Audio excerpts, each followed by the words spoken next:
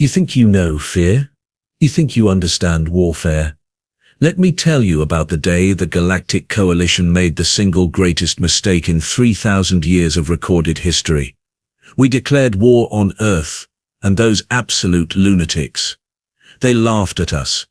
Actually laughed. Then they showed us why their planet should have been marked as a quarantine zone, not a recruitment opportunity. This is my testimony, my confession, my warning to anyone stupid enough to ignore it.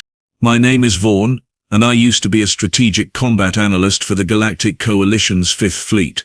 Notice I said used to be. That's because after what happened with the humans, I resigned, moved to a remote agricultural colony, and now I spend my days growing fungus. It's peaceful, nothing tries to kill me. The fungus doesn't have a sense of humor. The humans, though, they have a sense of humor. That should have been our first warning. It started 6 orbital cycles ago when High Commander Thalos decided Earth would make an excellent addition to our empire. The planet had resources, a decent population for labor conscription, and according to our scouts, the dominant species had barely achieved faster than light travel. They were practically primitive. They call themselves humans, Thalos announced during the strategic briefing, his 3 eyes gleaming with what I now recognize as catastrophic overconfidence. They've been divided into hundreds of tribal nations for most of their history. They fight amongst themselves constantly. This will be the easiest conquest in Coalition history. I should mention that the loss came from Serenthal Prime, a paradise world where the most dangerous predator was roughly equivalent to what humans call a butterfly. His species had never experienced real hardship. They'd certainly never met a Deathworld. We sent the standard ultimatum, surrender or face annihilation. We gave them 1 planetary rotation to respond. They responded in 3 hours. The message came through on every Coalition frequency simultaneously. A human female appeared on screen, dark hair pulled back, wearing what we later learned was a military uniform. Her name tag read, Martinez. "Hi there," she said, actually smiling. "Got your little message. Super aggressive, by the way. Really committed to the whole evil empire aesthetic. Love that for you." The lost bristled. "You dare mock the Coalition. We have destroyed civilizations, older than your entire evolutionary timeline." Martinez's smile widened. "Cool story. Counteroffer. How about you turn those ships around, head back to whatever HOA meeting you've got scheduled, and we'll pretend this never happened. Save us both the paperwork. You have 1 rotation to surrender," Thalos repeated, his voice trembling with rage. "Or what? You'll double dare us?"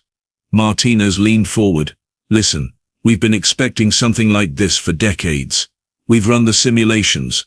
We've seen the movies. We know how this goes. So here's the thing."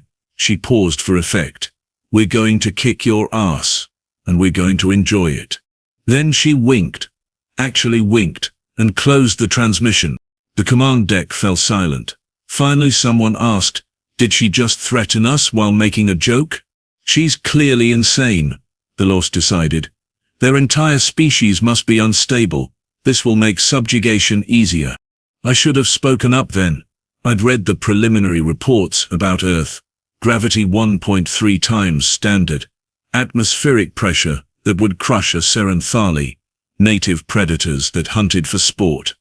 A star that bombarded the surface with radiation levels that required biological adaptation. Earth wasn't just a habitable planet.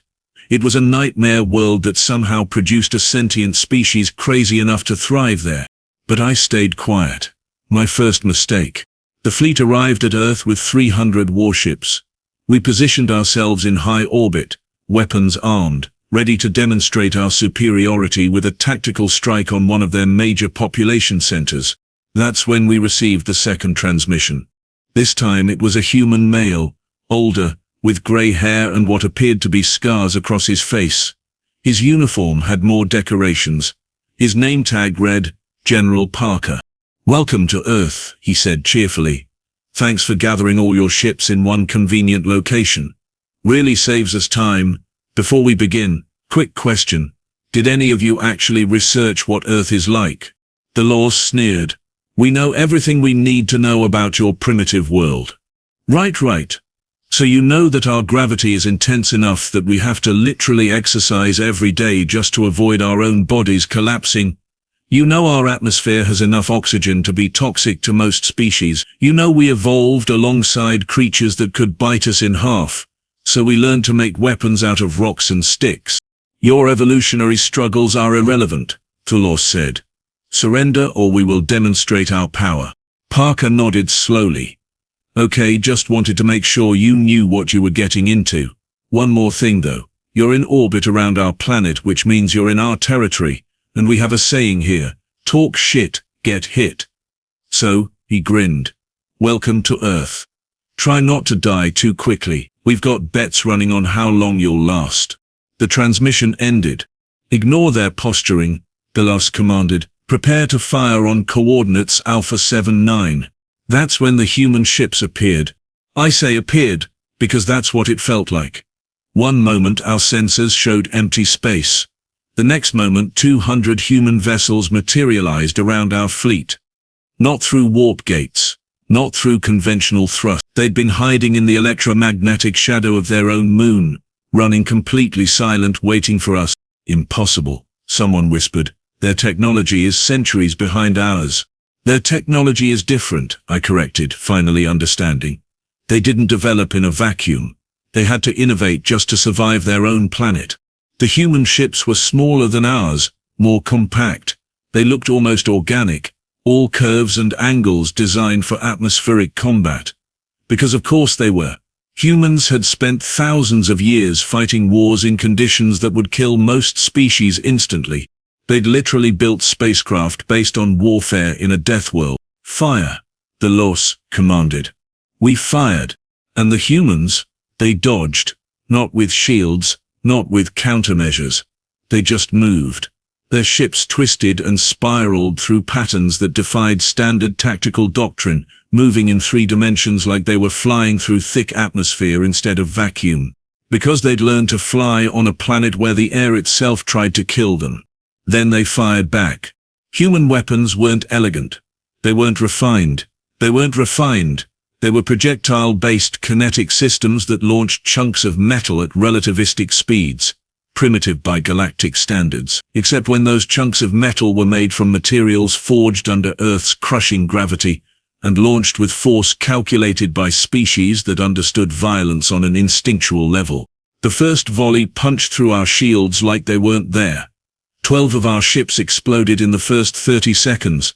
Not disabled, not damaged. Exploded. Into tiny, glittering fragments that used to be state-of-the-art coalition warships.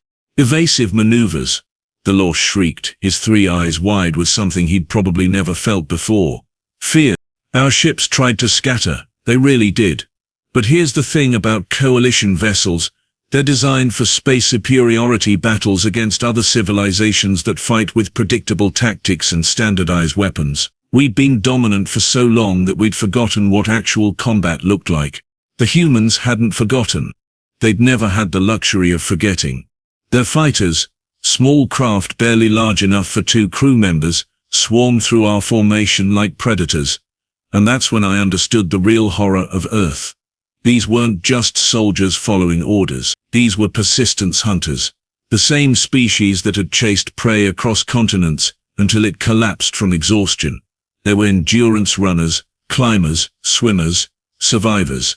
They were a species that had looked at a world trying to kill them and said, no, we're staying. And then they'd conquered it. Fall back, the Los ordered. Retreat to safe distance. Sir, they're blocking the warp corridors. My console operator reported, his voice cracking. They've positioned ships at every exit vector. How? How could they possibly predict our retreat patterns? I knew how. Because humans had spent their entire existence studying warfare, not as an abstract concept, as daily survival. They had thousands of years of military history, endless conflicts, constant innovation born from necessity. While we'd been peacefully expanding through diplomatic annexation, they'd been perfecting the art of violence. The transmission cut through the chaos. General Parker again, still smiling like this was the best day of his life. You know what's funny, he said. And I mean genuinely hilarious. You guys show up with your fancy ships and your ultimatums, and you didn't even consider that maybe, just maybe, the species that survived on a high-gravity radiation-soaked predator-infested nightmare planet might be pretty good at fighting. An explosion lit up the view screen as another Coalition cruiser burst apart. Parker continued. See, here's what you don't understand about humans.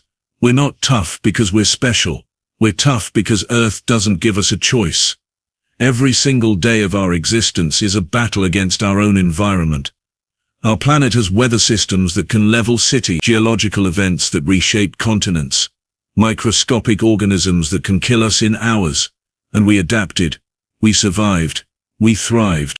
Another volley of human weapons tore through our defensive line. So, when you roll up talking about conquest and subjugation, you're not scaring us.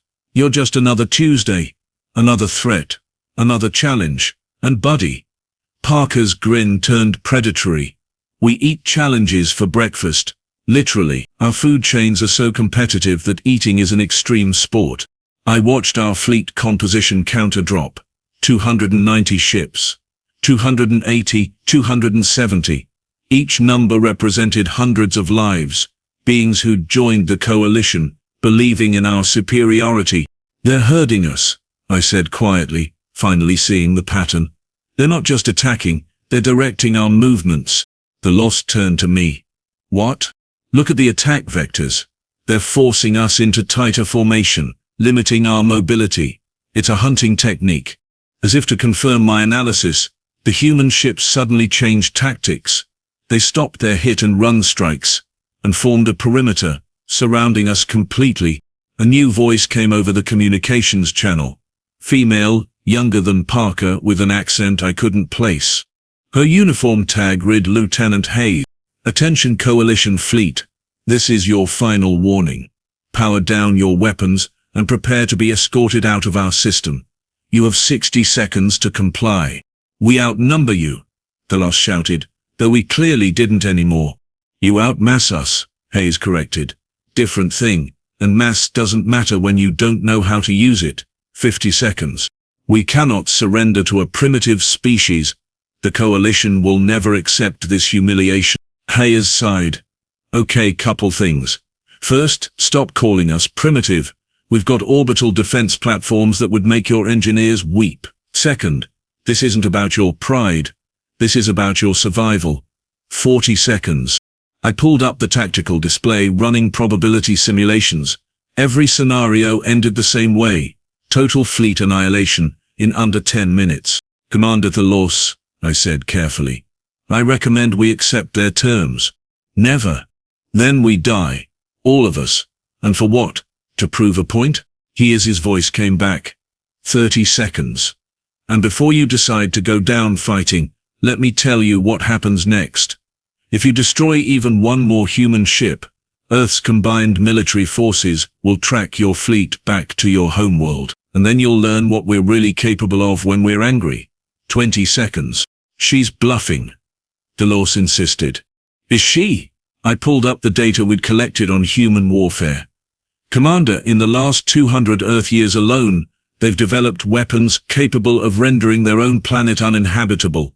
Multiple times over, they invented devices that split atoms for the express purpose of destruction. They've engineered biological agents that could sterilize entire biospheres, and they've never used them on each other to full capacity because they're terrified of their own capabilities. 10 seconds. These aren't warriors, Commander. They're survivors who learn to fight. There's a difference. Warriors have honor.